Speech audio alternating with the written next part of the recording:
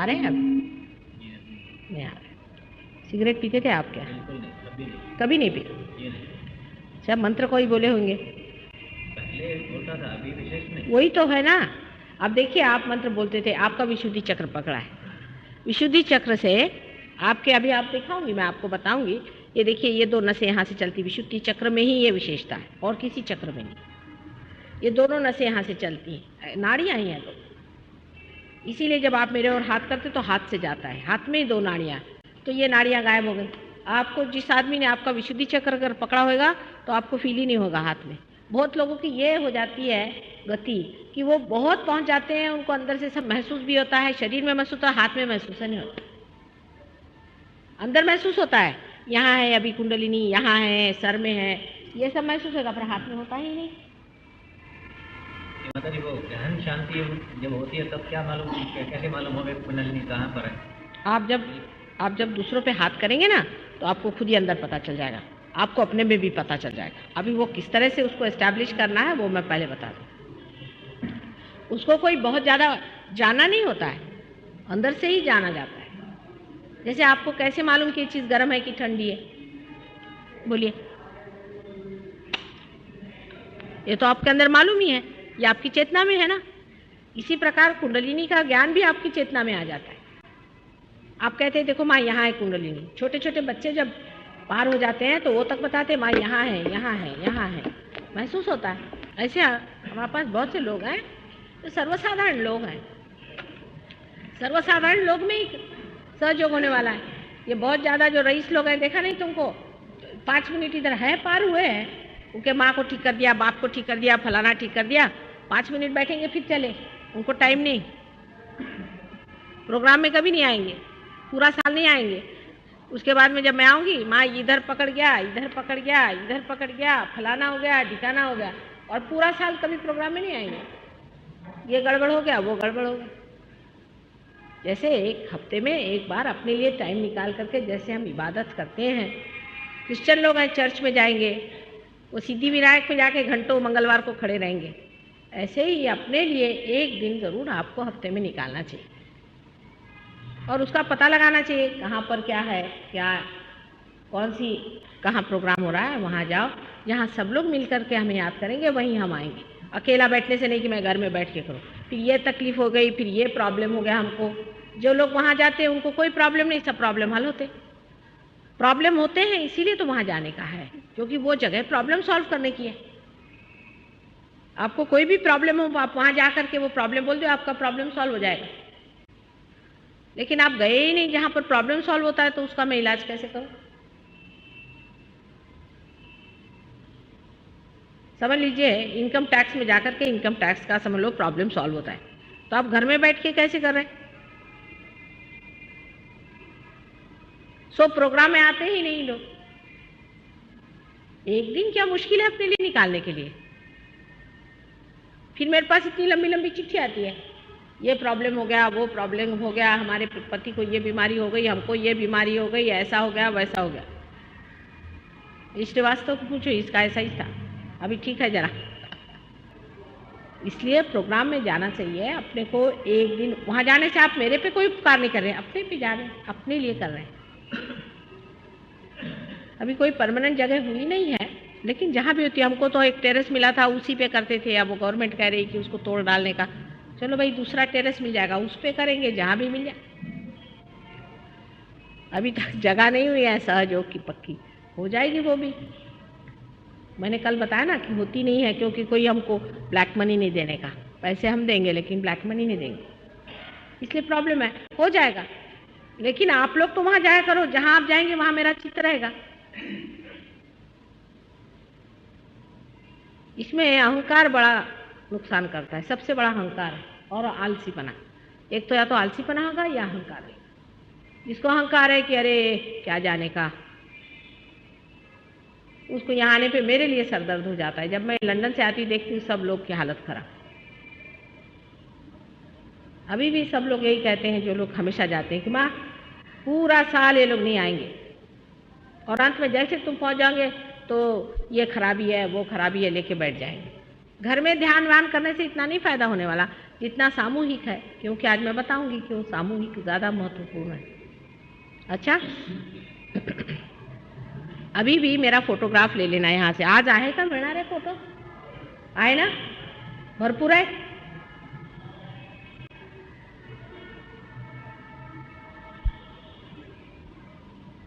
अभी ये फोटोग्राफ सब लोग ले ले, क्योंकि फिर मिलते नहीं हैं। किती आहेत भरपूर? हाँ है। सब लोग एक एक फोटोग्राफ ले करके उसको कायदे से मढ़ के घर में रखना चाहिए। कायदे की जगह रखो, ये नहीं इधर रख दिया उधर रख दिया, इससे नाराज हो जाते हैं। फोटो के अंदर में देवता लोग हैं, अभी बताती हूँ कौन से देवता हैं। सारे देवता हैं, और फोटो से भी वाइब्रेशंस आते हैं। तो आप इधर उधर फोटो को रखेंगे तो अच्छा नहीं, उसका अपना प्रोटोकॉल है, उसकी अपनी प्रतिष्ठा है। किसी भी मूर्ति से ज़्यादा फोटो महत्वपूर्ण है, इसलिए है कि अभी तक किसी भी इनकार्नेशन का या अवतरण का आज तक तो फोटो हुआ नहीं है ना, उसमें कुछ ना कुछ दोष आ ही गया है। इसलिए फोटो को बहुत संभाल के रखना है। और उसके अलावा उसकी, जैसे आप हिंदू हो मुसलमान हो जैसे भी हो, उसका थोड़ा पूजा अर्चन करना चाहिए, उसके आगे हाथ रखना चाहिए। जब उससे पूरा हम काम ले रहे हैं, फोटो से हम अपना कैंसर भी ठीक करेंगे, सब ठीक करेंगे, और फोटो को है कि कोई एक बार पोछेगा भी नहीं, उसमें धूल पड़ी हुई, तो ये कौन सा तरीका है भाई? जिस बैंक से सारा पैसा लेने का है उसका कुछ तो ख्याल करना चाहिए।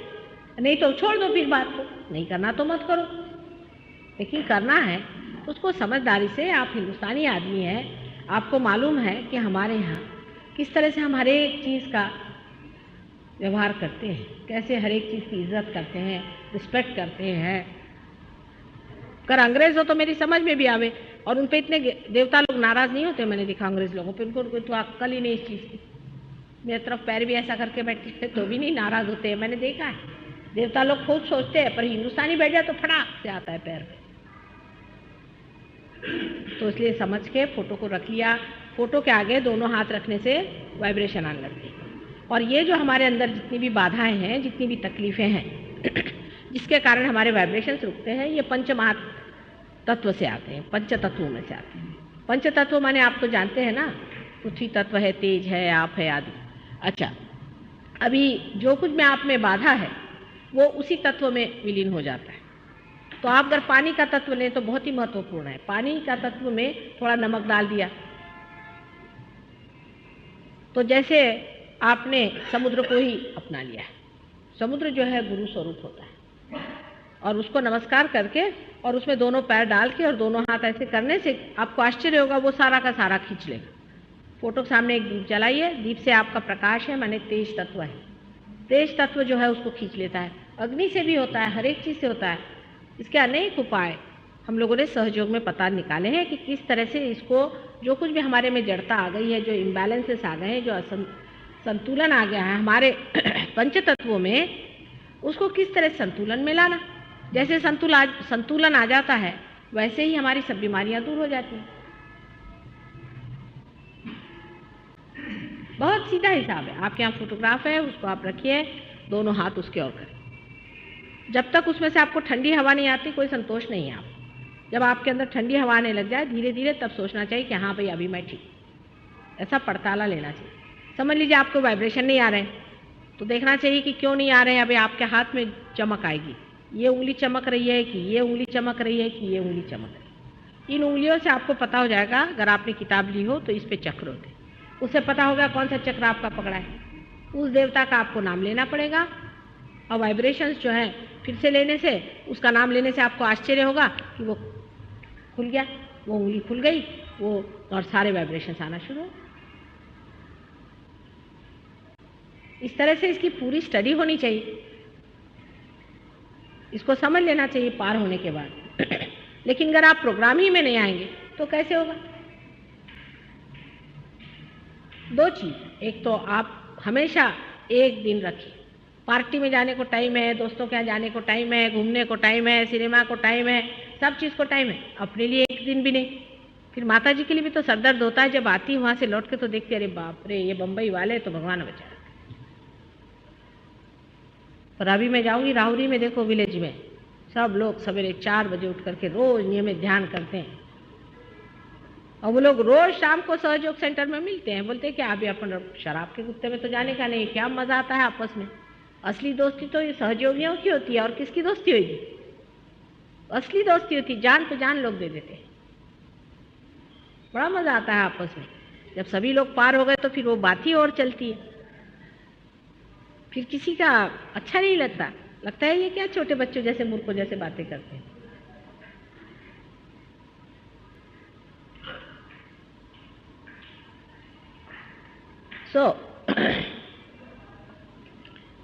ये क्या करना है, इसकी प्रक्रिया क्या है, किस तरह से करना है, इसलिए किताब भी है, उसको भी आप ले लीजिए, देखिए। और उसमें से कुछ नहीं समझ आए तो प्रोग्राम में आना, वहाँ लोग रहते हैं, उनसे पूछिए। काफ़ी लोग हैं पार हुए। आपकी कुछ प्रगति हो जाएगी, जब आप कुछ स्थिर हो जाएंगे तब आपको और भी चीज़ों में एक्सपोज किया जाएगा, इससे और भी स्थिरता बनती जाएगी। लेकिन अगर आप डगमग हैं, अभी आपको श्रद्धा है और श्रद्धा रहेगी तो कोई नहीं कुछ बताने वाला, पर फिर उसके बाद में और भी इसके हायर स्टेट्स हैं, उसमें आप उतर सकते हैं। जैसे पूजा क्या चीज़ है ये वगैरह, फिर पूजा में सब लोग नहीं आते क्योंकि हम सबको बुलाते नहीं हैं, वो दशा नहीं है ना, श्रद्धा होनी चाहिए।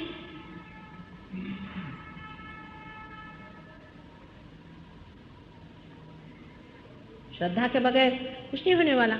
अभी जब तक पार नहीं हुआ है तब तक भगवान माफ़ कर देता है। पार होने के बाद भी हाथ से वाइब्रेशन आए तो भी, 4 आदमी आपके हाथ से पार हुए तो भी, और आपकी बीमारी ठीक हो गई तो भी आपको श्रद्धा ही नहीं, हाँ, तो फिर भगवान क्या कहता है?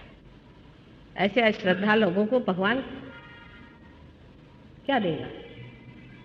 आपको परमात्मा को कुछ नहीं देने का, पैसा ऐसा तो आप दे नहीं सकते ना, कुछ नहीं दे सकते, सिर्फ श्रद्धा तो देना चाहिए। श्रद्धा का मतलब है अनुभव के बाद विश्वास रखना, अंधविश्वास नहीं। लेकिन जब आपने देख भी लिया, सब जान भी लिया, उसके बाद भी आपने विश्वास करते हैं तो फिर परमात्मा को आपकी परवाह नहीं। सब जानने के बाद, देखने के बाद, सब होने के बाद भी लोग ऐसा करते हैं। उसी से फिर रावण तैयार हुए हैं। रावण कैसे तैयार हुए? रावण तो पार हो गया था, ब्राह्मण था, और पार होने के बाद भी उसने फिर अश्रद्धा करी, अश्रद्धा करके गलत काम शुरू कर दिए, फिर उसका देखिए क्या हाल होगा। अभी श्रद्धा का मतलब भी क्या होता है? बहुत से लोग कहते हैं कि माँ हमसे सब होता है, हम सरेंडर नहीं कर सकते। अरे क्या नहीं सरेंडर कर सकते? तुम्हारा क्या हम ले रहे हैं? क्या है आपके पास देने के लिए जो हम ले रहे हैं, जो सरेंडर नहीं कर रहे हो? बताओ तो सही। तुम्हारा अहंकार ही तो है ना। थोड़ी कह रहे कि तुम्हारा विजडम सरेंडर करो, हम तो तुमको विजडम दे रहे हैं। अगर अहंकार नहीं सरेंडर करोगे तो तुम्हारे अंदर विजडम नहीं आएगा, बेवकूफ बन जाओगे। तुम्हारे अंदर विजडम नहीं आएगा, बेवकूफ बन जाओगे, स्टूपिड। यही तो पाश्चिमात्य देशों में हुआ कि अहंकार पे ही स्थित हैं वो लोग, ईगो ओरिएंटेड है, तो स्टूपिड हो गए। अपने यहाँ दिखाया था नारद जी का, बड़ा अच्छा वर्णन किया है वाल्मीकि जी ने। एक बार वो बहुत अहंकार करके गए थे तो मायापुरी में जाकर उनका सारा अहंकार टूट गया, लेकिन वो बड़े बेवकूफ़ बन गए थे।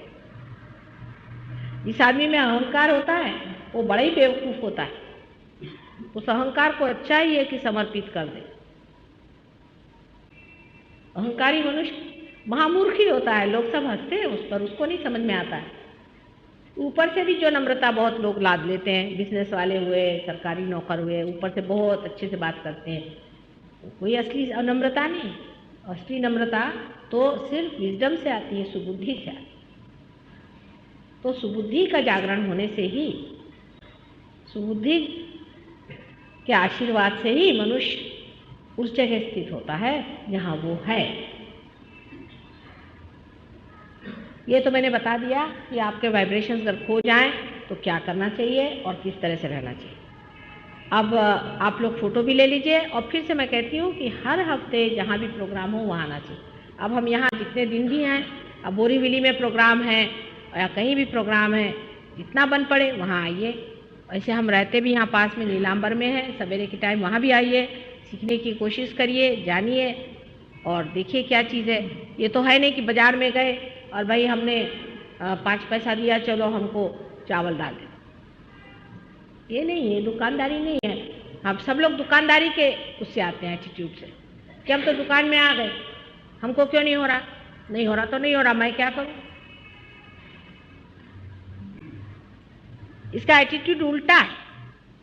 अब समझे ना, इसका एटीट्यूड उल्टा है, नहीं हो रहा, क्या बात है पता नहीं, ऐसा कहना चाहिए। आपका कोई दोष है इसलिए नहीं हो रहा है, आपका अधिकार होना चाहिए घटित होने के लिए, और आपका अधिकार नहीं है तो क्या बात से नहीं है वो देखना चाहिए कि क्या बात है माँ, कौन सी कमी रहेगी मेरे अंदर। उल्टी बात है, मेरा नहीं हो रहा, मेरा नहीं हो रहा, तुम्हारा नहीं हो रहा है तो क्या किया जाए। आपका अधिकार होगा तो होना ही होगा। अरे ऐसा ही है जैसे कि तुम बैंक में जाते हो, तुम्हारा अगर वहाँ कुछ पैसा जमा नहीं होगा तो कहते मेरा चेक ही कैश नहीं हो रहा, पैसा ही जमा नहीं तो मैं क्या करूँ। हम तो बैंक में बैठे हैं पर तुम्हारा कुछ पैसा भी तो उधर जमा होना चाहिए, पर उधर पैसा ही जमा नहीं है, सब अभी तक ओवरड्राफ्ट चल रहा है, तो फिर थोड़ी देर में रुक जाता है ओवरड्राफ्ट, अब इससे ज़्यादा नहीं दे सकते। तो ये दुकान नहीं है, बैंक है। अच्छा, अब उल्टा एटीट्यूड समझ लो। अधिकतर गुरुओं के पास में दूसरी बात है, क्योंकि वो तो अपनी झोली भरते हैं, उनको तो मतलब नहीं है कि भाई आपका क्या हाल है। अब समझ लो कोई आ गया मेरे पास में, ये भाई साहब आई आए कि माँ मेरा क्यों रुक गया, तो बेटे तू सिगरेट पीता है? कहे नहीं। तू मंत्र बोलता है? ठीक है मंत्र बंद कर। नहीं मैं मंत्र नहीं बंद कर सकता, तो भैया मैं क्या करूं? इलाज तूने पूछा तो बता दिया। एटीट्यूड का फर्क होना चाहिए, इसकी सोचना चाहिए कि हम क्या मांग रहे हैं या क्या दे रहे हैं। गुरु लोगों का क्या है, कुछ भी करो। सिगरेट पीते तो हम तुमको बढ़िया और भी सिगरेट ला देंगे फॉरेन से। उनके शिष्य लोग फॉरेन से शराब लेके आते हैं, बढ़िया बढ़िया वाली फॉरेन की शराब। कोई कोई गुरुओं के यहाँ तो फॉरेन की शराब मिलती है। और गांजा चाहिए तो गांजा ले लो, जो चाहिए वो करो। खुद भी 5-5, 6-6 एयर होस्टेसेस को रखे रहते हैं, और तुम लोग भी रख लो, कोई हर्जा नहीं। शराब पीना पियो, कुछ भी करो, हम तुमको कुछ नहीं बोलने वाले। हम ऐसे नहीं है तुमको सताने वाले, तुमको जो करना है करो। बहुत अच्छे आदमी हो तुम, बस तुम्हारी पर्स मेरे को इधर दे दो। और तुम्हारे बीवी बच्चों को भी मेरे पास कर दो, बस काम खत्म। तुम काहे को परेशान हो रहे हो? मैं सब पैसा रख लेता हूँ, तुम्हारे बीवी बच्चे भी संभालता हूँ, और तुम गए चूल्हे में। ऐसे गुरु लोग बड़ी जल्दी पनपते हैं। माँ तो बोलती नहीं बेटे, अंदर से पूरा अंतर आना चाहिए, चेंज होना पड़ेगा। अंदर से तुमको जो हो सो होना पड़ेगा। तुम्हारी जो संपदा है वो तुमको मिलनी चाहिए, जो कुछ तुम्हारा अपना धन है उसको पाना चाहिए। माँ तो यही कहेगी। आर्टिफिशियल चीज़ पे मत रहो, असलियत को पाओ, सत्य पे उतरो। और सत्य पे उतरने से बढ़ के और कोई तुम्हारी सत्ता है ही नहीं, और इसी सत्ता पे रहो, इसका आनंद उठाओ। यही तो बात माँ कहेगी। तो वो बात नहीं अच्छी लगती लोगों को। यहाँ कोई आप लोग से वोट थोड़ी लेने का है मेरे को कि 4 दिन तुम लोग को खुश करती रहूं, लेकिन अंत में तो मैं तुमको खुशी कर देती, क्योंकि तुम जब अपना धन पा लेते हो ना, तब कहते कि धन्य माँ तूने हमको ये चीज़ दे दी जिसको हम खोज रहे थे। अरे बहुत से लोग मेरे को गालियाँ भी निकालते, तुमको नहीं मालूम।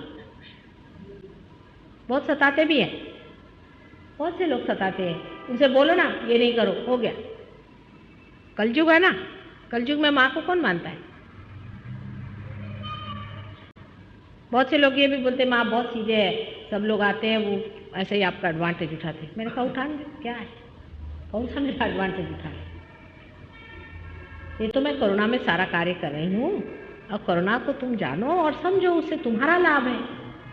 कोरोना की नदी बह रही है, उसमें अगर डूबना है तो आ जाओ अंदर, नहीं डूबना है तो अपने रास्ते जाओ। पर माँ थोड़ी सी और भी आगे बढ़ती है, बोलती है बेटा आ जाओ आ जाओ, इसी तरह से दादा पुता करके उसको बुला लेती है।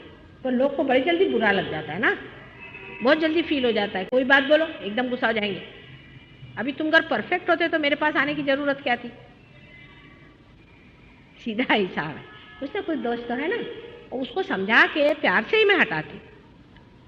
कोई तुमको डंडा लेके मारती थोड़ी ना हो। जैसे और गुरु हैं असली वाले जो होते हैं वो चिमटा लेके बैठते हैं, पहले 10 चिमटे लगाएंगे, जो 10 चिमटे खाएगा उसको बोले चल आगे चल, उसको उल्टा टांगेंगे कुएं के ऊपर।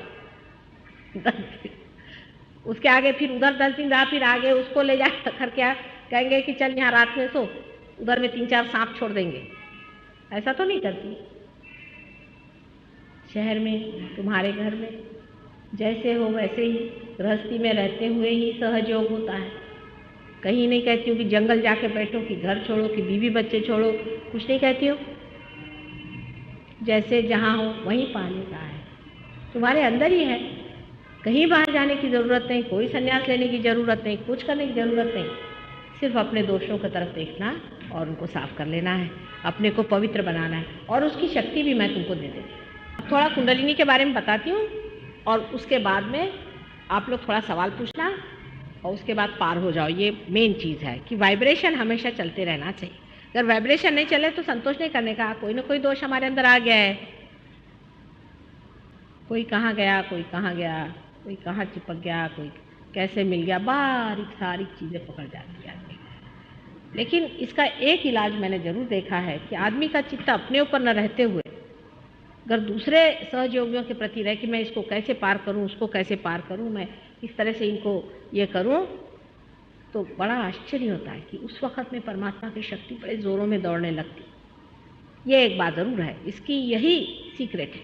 किसी आदमी को प्रोग्रेस करना है तो वो अपना हाथ बढ़ा करके चलो भाई तुमको पार कराते। जो आदमी अपने ही बैठे हैं, भाई मेरा फलाना है, मेरा इधर पकड़ा, मेरा इधर पकड़ा, उनका नहीं होने वाला, वो खास काम नहीं कर सकते। जो आदमी हाथ अपना बढ़ा के दूसरों को उठाएगा, संवारेगा, उसके लिए होएगा। अभी देखो जीवन में भी ऐसा ही है, हमारा हृदय है कितना महत्वपूर्ण है, क्योंकि सारे शरीर में उसकी शक्ति दौड़ती। अभी एक सेल है, ये नाखून है, इसको अपन काट के फेंक देते क्योंकि यहाँ तक ही यहाँ तक बैठा हुआ है, ये खत्म हो जाता है। और वो हृदय के जो सेल्स हैं उसको बड़ा प्रिजर्व किया जाता है, क्योंकि उसकी शक्ति से सारी ही अपनी सारी ही जिसको कह रहे हैं रुधिराभिसरण होता है, सारा सर्कुलेशन चलता है। उसी प्रकार आप क्या चीज़ है वो परमात्मा देखता है। ये नहीं कि आप मिनिस्टर हैं कि क्या है, पर आप सहयोग में कितने कार्यान्वित हैं,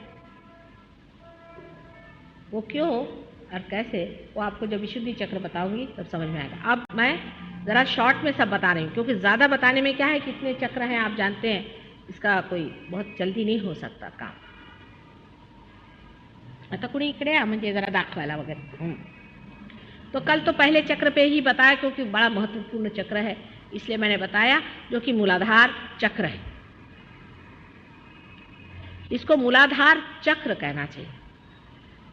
और कुंडलिनी जो है वो मूलाधार में, दोनों का अंतर समझ लो कि कुंडलिनी जो है वो मूलाधार में और गणेश जी जो है वो मूलाधार चक्र में है, क्योंकि मूलाधार चक्र से सेक्स चलता है।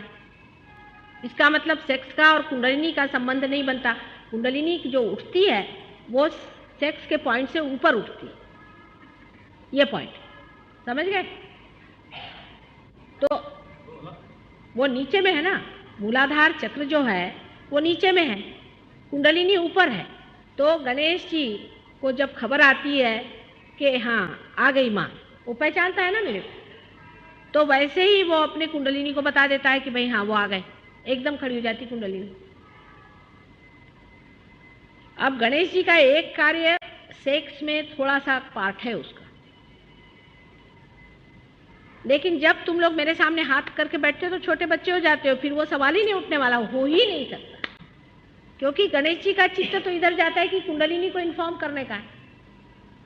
वो भावना आ ही नहीं सकती। मतलब कोई राक्षसी हो तो पता नहीं, पर तो भी राक्षसों को भी नहीं आती। उस वक्त सब बच्चे बन जाते, अबोधिता आ जाती, इनोसेंस आ जाता है। जब इंग्लैंड जैसे और अमेरिका जैसे देशों में भी होता है तो फिर तुम लोग की क्या करें, तुम लोग तो अपनी माँ को पहचानते हो ना।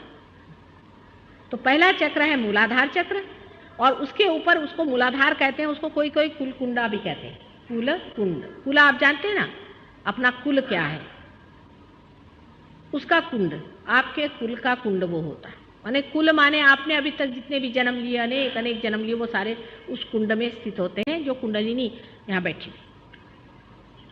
और दूसरा कुंडल का अर्थ होता है अपन वलय, इसलिए क्योंकि 3.5 वलय में कुंडलिनी होती है, इसलिए इसको कुंडलिनी कहते हैं। अब ये जब उठती है तो सबकी सब पूरी नहीं उठती है, ये अनेक धागों से बनी है, समझ लीजिए, लपेटी हुई अनेक धागों से बनी है, इस तरह की होती है।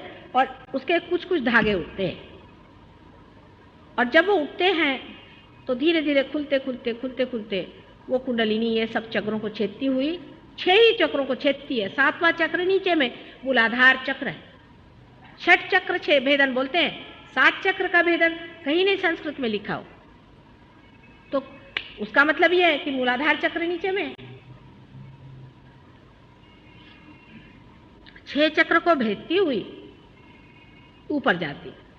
अब कोई चक्र में समझ लीजिए रुकावट है, आपको मैंने वहाँ जो लोग आए थे पहले दिन उनको बताया था कि उससे ऊपर चक्र स्वाधिष्ठान चक्र माना जाता है, पर स्वाधिष्ठान चक्र तो घूमते रहता है, कभी नीचे होता है, कभी ऊपर होता है, कभी साइड में होता है।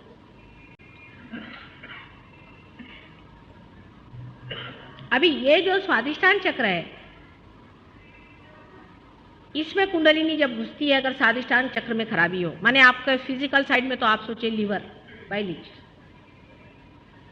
तो आपका स्प्लीन, ऊपर का हिस्सा लीवर का खास करके स्प्लीन हो गया, और ये पैनक्रियास हो गया, किडनी और यूट्रस भी, ये सब इससे सप्लाई होता है। और आपका ब्रेन में भी इससे जो मेद होता है, फैट होता है, उसको कन्वर्ट करके, उसको बदल के उस फैट को ब्रेन के लायक बनाते, ब्रेन सेल्स बना देते, वो बदल करके ब्रेन सेल्स बन जाते हैं मस्तिष्क में, मगज में। तो ये भी एक कार्य इसका होता है। आप समझ लीजिए आप बहुत सोचने वाले प्लानिंग वाले आदमी हैं, तो पहले कुंडलिनी पे यहीं पे रुकावट हो गई, पहली स्वाधिष्ठान चक्र काम से गया। अब इसमें 2 साइड है, राइट एंड लेफ्ट। राइट में तो फिजिकल साइड हो गई और लेफ्ट में इमोशनल हो गई। अब इमोशनल में कौन सी है, मतलब ये क्रिएटिविटी का चक्र है। अगर आप आर्टिस्ट है, म्यूजिशियन है, आपने बहुत म्यूजिक का ये किया है, तो भी आपने इस चक्र को बहुत एग्जॉस्ट कर दिया, उसको बहुत इस्तेमाल कर दिया, उसका उपयोग कर दिया, तो भी उसमें फिर कुंडलिनी जाके जरा रुक जाएगी, उधर सप्लाई करेगी। लेफ्ट साइड में क्या होता है, अब राइट साइड में तो यह है कि आपने इस्तेमाल किया, ये किया, वो किया। लेफ्ट साइड में समझ लीजिए आप किसी स्पिरिचुअलिस्ट के यहाँ गए, साइकोलॉजिस्ट के यहाँ गए, ये भी क्रिएटिविटी है माइंड की, अनधिकार चेष्टा है। किसी साइकोलॉजिस्ट को अधिकार नहीं है कि आपके मन से खेले, कोई अधिकार नहीं। या आप किसी हिप्नोटिस्ट के पास गए और ऐसे गलत गलत लोगों के पास जा कर के उन्होंने आपके मन में हिप्नोसिस किया या कोई ऐसी चीज़ करी है, तो उसका लेफ्ट स्वाधिष्ठान पकड़ता है। जितने भी साइकोलॉजिस्ट मैंने देखा उन सब के लेफ्ट स्वाधिष्ठान पकड़ता है, क्योंकि वो मन से, साइकी का खेल है ना, साइकी को इस्तेमाल करते हैं अपनी क्रिएटिविटी के लिए। जो बॉडी को इस्तेमाल करते हैं क्रिएटिविटी के लिए, उनका राइट साइड पकड़ता है।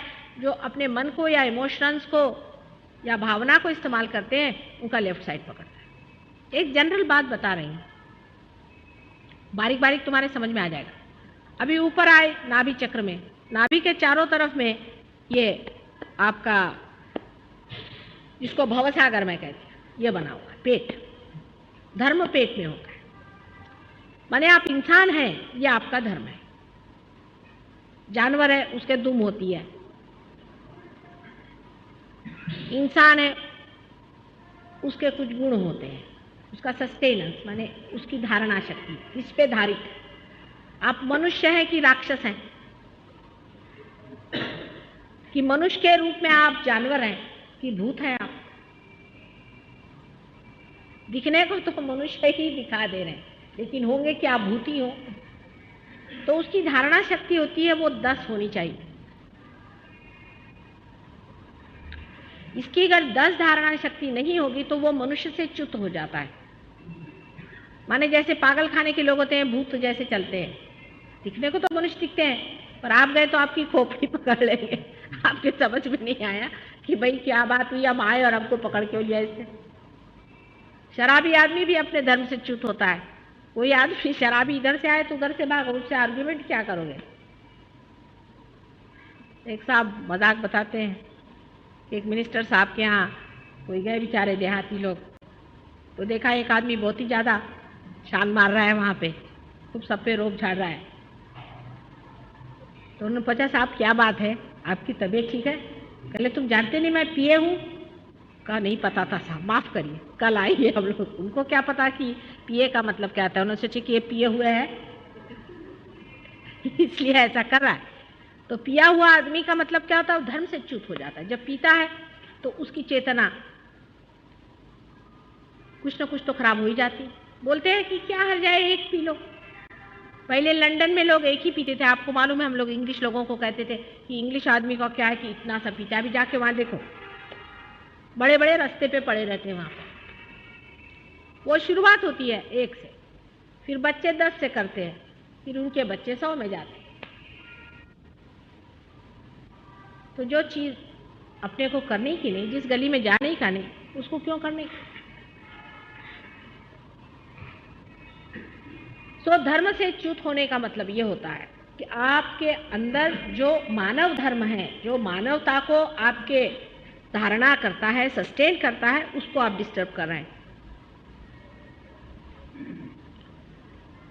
उसमें एक बड़ा भारी धर्म है सर्वधर्म समानत्व। ये भी बड़ा भारी धर्म है।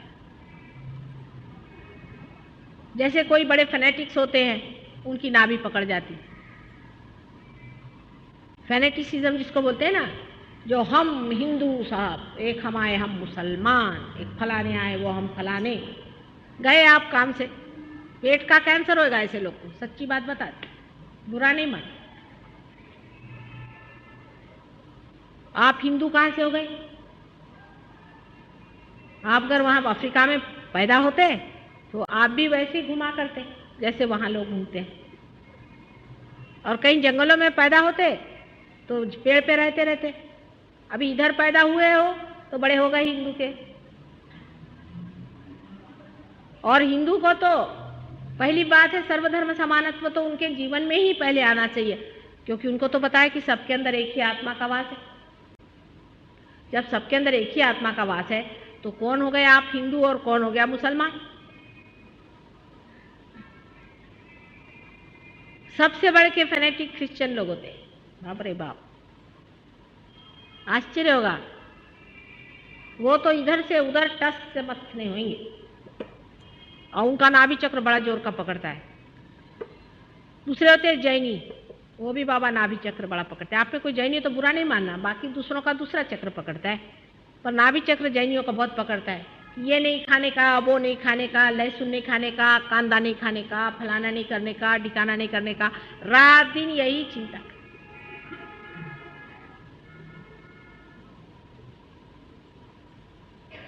दूसरे होते हैं जो बहुत खदाड़े होते हैं, खाते ही रहते हैं, पारसी लोग। पारसी लोग का जीवन सारा खाने में जाता है, बुरा नहीं माना,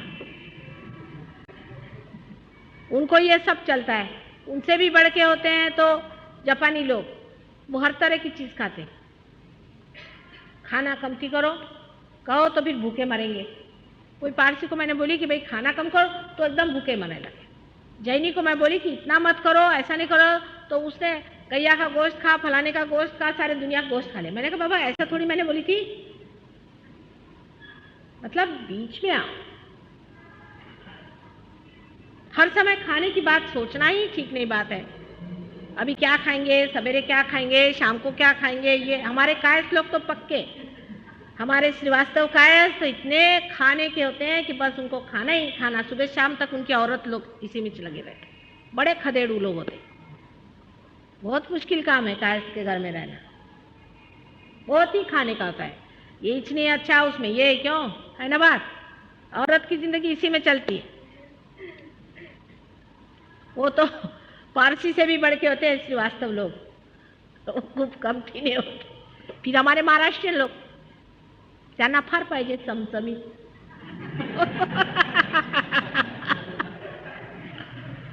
मग आज काय बेत आहे, म्हणजे बेत फक्त खाण्याचेच असतात बरं का।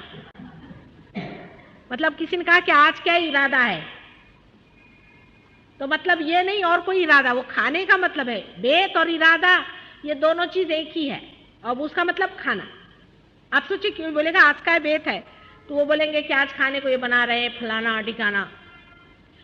फिर कंजूस आदमी, मक्खी चूस, दोन फळे खाल्ली चाल, म्हणजे दोन पेरू आणायचे ना आठाने वाटून खायचे, नाभी चक्र धरणार, कंजूस आदमी। कंजूसड़ों का ये होता है कि जब कोई घर में आएगा तो छिपा के रख देंगे, कोई नहीं खाएगा। तो क्या होता है कि इसका बैलेंस भी आदमी के नेचर में आता है। आप देखिए, कोई आदमी शराब पीता है तो वो जनरस होता है,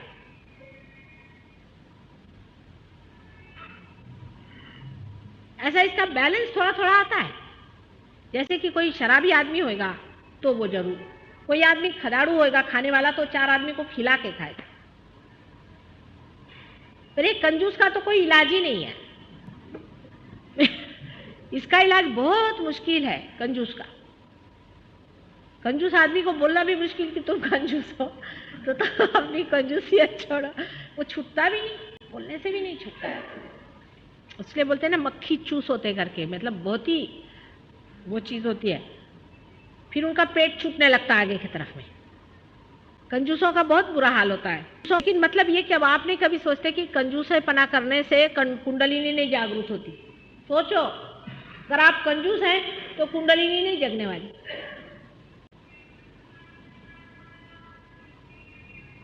और इतना सर दर्द होता है मेरे को कंजूस लोगों से कि मेरे समझ में नहीं आता।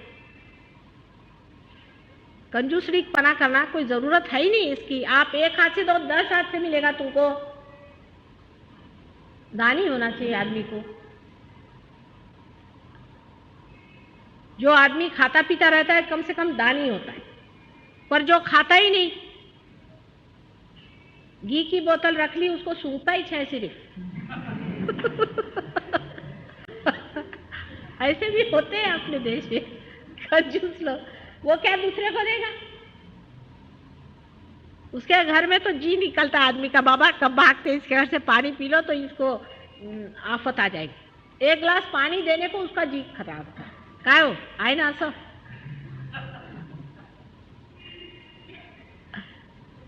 तो कंजूसड़े लोग, उनको भी नहीं होता, उनको नहीं होता है। और ये चीज बड़ी सीरियस बीमारी है कंजूसपना। कंजूसपना एक बीमारी है, सिकनेस। जैसा ज्यादा खाना है वैसे कंजूसेपना, ये भी बड़ी भारी बीमारी है। जिसको बीमारी लग जाए उसे दूर भागो, नहीं तो आप जाओगे तो आपको भी बना देंगे। वो बड़े जोर से लगती है। किसी कंजूस के घर में पैर पड़े तो सारा घर कंजूस हो जाएगा। हाँ, हमने देखा है ऐसे होते हैं। अच्छे भले लोग खराब जाते हैं क्योंकि वो अपनी अक्ल बहुत लगाते हैं हर चीज में। बोलते हैं ये इकोनॉमिक नहीं है, खत्म का बड़ा भारी इंग्लिश नाम दे दिया इकोनॉमिक। इकोनॉमिकल नहीं है। दूसरा आदमी बोलते हैं हाँ भाई इकोनॉमिकल नहीं है, ठीक बात है, ये बड़े भारी कोई इकोनॉमिक्स के प्रोफेसर बोल रहे हैं। चलो भाई, इसमें से 2 रोटी बचा ही लो। खाना पीना आराम से आदमी को रहना चाहिए, पर अपने जब अपनी बात आई तो कम खाना चाहिए। दूसरे की बात आए तो खाओ। ऐसी तबीयत जिस आदमी की हो उसकी नाभि चक्र नहीं पकड़ सकती। जो आएगा ले बेटा खा, तू खा, तू खा, ये ले, तूने ये नहीं खाया वो खा। अन्नपूर्णा का ही स्थान होना चाहिए। जैसे लक्ष्मी जी का स्थान अपने यहाँ माना जाता है, जिसकी कि हमारे नाभि में स्थापना करनी चाहिए। लक्ष्मी जी के बारे में उस दिन बताया था ना मैंने, यहाँ कोई लोग थे, अभी उसमें से कम लोग आए हैं, कि लक्ष्मी जी जैसी बनाई हुई है। एक हाथ में उनके दान है और एक हाथ में आश्रय है। जिसके पास में लक्ष्मी है उससे दान होना चाहिए और आश्रय होना चाहिए। जो लोग कंजूस आदमी होते हैं जिनसे दान नहीं होता, उन लोगों से कभी भी लक्ष्मी का स्थान नहीं बन सकता। पैसे वाले हैं लेकिन वो लक्ष्मीपति नहीं, उनके पीछे में आश्रय होना चाहिए। हाथ में 2 कमल हैं उनके। कमल है, कमल का मतलब होता है कि कोजीनेस, कि उसके अंदर जिसके घर जाओ तो बैठने के लिए आराम से, उसका हृदय जो है कमल के जैसा है, कि वो भूंगे को भी, जिसमें इतने कांटे होते हैं वो भूंगे में, उसको भी स्थान देता है अपने अंदर में। कोई भी आएगा, आ बेटा भाई, तेरे को उसको फैला दिया, बिठा दिया आराम से। नहीं तो किसी किसी के घर में जाओ तो दरवाजा भी नहीं खोलते, बाहर ही खड़े रहो। बड़े बड़े रईस क्या है, ज्यादा होता है। फटक से ही वो चिल्लाना शुरू करेगा, कौन है तुम, भागो इधर से। ऐसे आदमी लक्ष्मीपति नहीं। लक्ष्मीपति का घर सारा खुला होना चाहिए। 4 आदमी आए, बैठ जाओ भाई। कहाँ से आए, कुछ खाया पिया कि ऐसे चले आए? खाने पीने को जो भी होगा घर में उसके सामने रख दिया, वो असली लक्ष्मीपति है। नहीं तो वो लक्ष्मीपति नहीं। जैसे लंदन में लोग आए, रोज घर को सफाई करेंगे, पीतल का पॉलिश करेंगे, फलाना करेंगे, घर में एक चूहा भी नहीं आता, चूहा भी नहीं आने वाला। इतने कंजूस, उनके घर कौन जावे? इतने दरवाजे में से देखेंगे कौन आ रहा है, और फिर उसके बाद दरवाजा बंद। ठंड में लोग बाहर बैठे रहेंगे, दरवाजा बंद, और बोलते हैं हम अंग्रेज हैं। इतने दरिद्री लोग हैं, बड़े ही दरिद्री लोग हैं। हम लोग बहुत उससे दिल के बड़े लोग हैं। हिंदुस्तान में ऐसा नहीं, किसी भी देहात में जाओ, कहीं भी जाओ, गरीब भी होएगा, जो भी हो, माँ बैठ, एक थोड़ा सा कुछ, इतना सा दूध ही पी ले तू, मेरी तबीयत खुश हो जाएगी। कोई भी घर की औरत होगी, बाहर आएगी, बेटे तू कहाँ से आया, चल ले थोड़ा दूध पी ले। इनकी तो माँ बोलेगी कि तू न्यूज़पेपर बेच के पैसा ला तो मैं तेरे को खाने को देती। 13 साल का बच्चा हुआ, चला वो न्यूज़पेपर बेचने। औरतें, लड़कियां 13-13 साल की न्यूज़पेपर बेचती सवेरे उठ करके। सोचो, जब वो पैसा लाती है तो माँ उनको खाने को देती है। ये तो माँ का तमाशा है। और अपने आप बच्चा कितना भी घोड़ा हो जाए, माँ बोलती चल बेटे तूने कुछ खाया ही नहीं। अपने आप उल्टा हाल है। तो भी ये अच्छा है, उससे ज्यादा खाने वाले उनसे अच्छे जो कंजूस है। तो लक्ष्मीपति उसी को कहना चाहिए जो साक्षात माँ स्वरूप है। लक्ष्मी तो माँ है, और एक कमल के ऊपर में खड़ी है। देखो उसका हल्कापन, कहीं भी खड़े रहे जो आदमी लक्ष्मीपति वाला था, बहुत ही हम्बल होना चाहिए। पता ही नहीं चलना चाहिए कि ये आदमी के पास कितना है।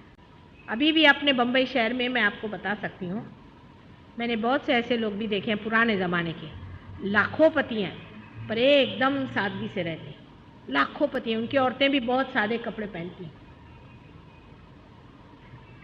शर्म आती है कि पहले लोगों को कहने में कि हमारे पास पैसा है, कि हमारा मकान है। पहले कहते थे ना अपने यहाँ कि हमारे गरीब खाने में आइए।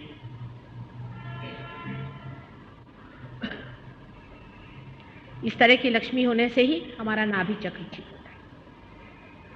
हृदय इस आदमी का हमेशा गुलाबी बना रहे, क्योंकि लक्ष्मी जी हमेशा गुलाबी साड़ी पहनती है, वही सुशोभित होता है। नहीं तो क्या, फटे कपड़े पहने हुए हैं, बुरा हाल बना हुआ है और कंजूसी कर रहे हैं, ये कोई लक्ष्मीपति नहीं हो सकते। ये तो हमेशा के दरिद्री हैं। बादशाह क्या हुई? बादशाह तो है कि कहीं भी बैठे तो बादशाह है, उसको बादशाह ही कहना चाहिए। ऐसे लोगों का नाभि चक्र हमेशा खुला रहता है जो बादशाह आदमी होते हैं। अब बादशाह के ऐसा है कि हमारे यहाँ ताम झाम बहुत होती है, लेकिन तबीयत की बादशाहत नहीं होती मनुष्य। जो तबीयत से बादशाह होता है वो आदमी गरीब हो चाहे अमीर हो, बादशाह होता है। वो कहीं भी बैठे उसको कोई कमी नहीं। अब इसका दूसरा उदाहरण, जैसे कि कोई आए, मेरा बाथरूम अच्छा होना चाहिए, मेरे को सोने को अच्छा होना चाहिए, मेरे को खाने को अच्छा होना चाहिए, नहीं तो ढिमका होना चाहिए। आपने क्या किया? आपके ऊपर ये जड़ता जो है खोपड़ी पे बैठ गई। ये जड़ है ना सारा। आपको बैठने को अच्छी जगह चाहिए, बैठने को कुर्सी पे चाहिए, नहीं तो नीचे नहीं बैठ सकते। कुर्सी आपके खोपड़ी पे बैठ गई, कुर्सी लेके घूमो आप, जमीन पे तो बैठ नहीं सकते। अभी कुर्सी लगा लो, अपने साथ चिपका लो। जड़ता आपके खोपड़ी पे बैठ गई। लक्ष्मी जी कहाँ से आप पे प्रसन्न हुई है? आप तो जड़ हो गए। आपको ये सफाई चाहिए, वो चाहिए, वो चाहिए। बादशाह क्या होता है? आप उसको जंगल में छोड़ दो तो बादशाह जैसे बैठा है। उसको हर जगह जो है बादशाह दिखाई देती है। उतनी दशा नहीं भी हो तो भी बहुत ज्यादा जो पर्टिकुलर है कि मैं तो घी का ही खाना खाता हूं, तो गया वो। और मैं तो फर्स्ट क्लास से ही चलता हूं, तो गया वो। कुछ भी मैं करता हूं इसकी शान दिखाने वाला आदमी लक्ष्मीपति नहीं हो सकता। लक्ष्मीपति का मतलब है शानदार आदमी। उसको बोलने में भी शर्म आती है कि कैसे मैं बोलूं इस बात को, कि अच्छा नहीं लगता। लज्जा सी लगती। किसी के घर में अगर कुछ कमी है भी तो चुपचाप बैठ जाए, वही बादशाह है। नहीं तो मेरे को ऐसा ही हार क्यों लाए, मेरे को ये लाओ, मेरे को वो लाओ, मेरे को ये चाहिए। हर समय जिसको भूख लगी हुई है, चीज़ों की भी, सामान की भी, ये मटेरियलिज्म जिसको कहते हैं। 10 साड़ी है तो भी 11वीं साड़ी चाहिए, उसने अच्छे कपड़े पहने तो मला पाहिजे।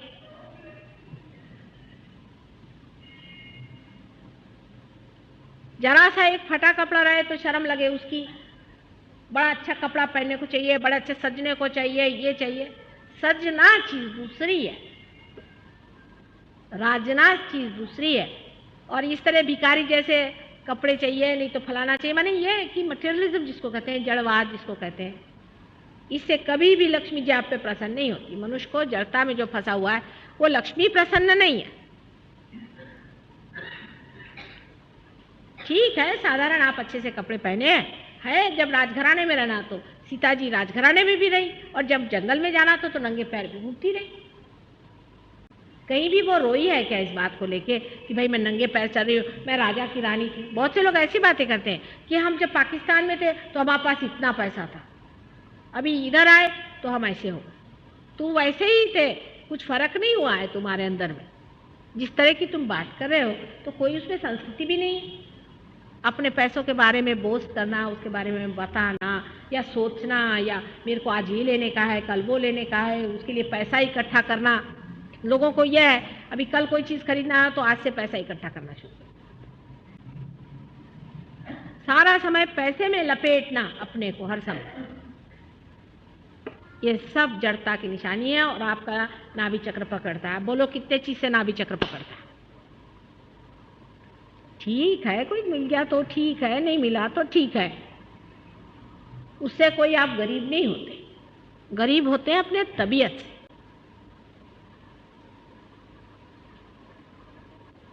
अब वैसे भी सोचो, जब आप कोई चीज को ले लेते हो तो दूसरी चीज को सोचते हो कि नहीं सोचते हो? इकोनॉमिक्स में लिखा है कि in general it is not satiable. ये जो है हाव या जिसको हवस है, यह कभी खत्म होती है? आज ये लिया तो कल वो चाहिए, वो लिया तो वो चाहिए, वो लिया तो वो चाहिए। इसका इलाज क्या? संतोष।